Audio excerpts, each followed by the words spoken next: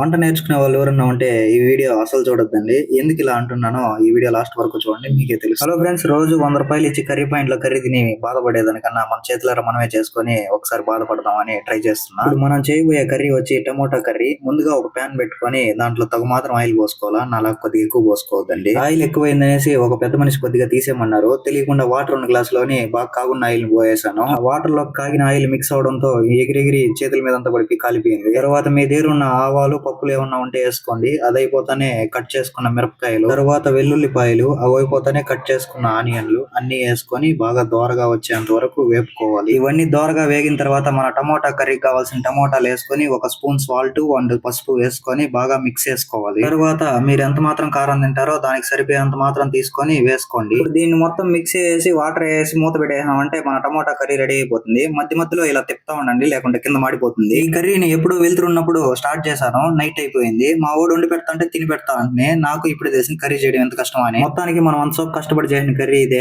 పప్పులన్నీ మాడిపోయాయి, ఆ నల్లగుండేవంతా అవే. మా రూమ్ అని అడిగితే డబ్బులు ఇచ్చి మెడతో కొట్టించుకోవడం కన్నా డబ్బులు ఇవ్వకుండా మెడతో కొట్టించుకోవడం నయమో అనేసి అన్నాడు. ఇక టేస్ట్ విషయానికి వస్తే లైట్ గా మాడు వాసన వస్తుంది. ఈ వీడియో కింద నచ్చితే ఫాలో, సబ్స్క్రైబ్ మాత్రం మర్చిపోదండి. బాయ్.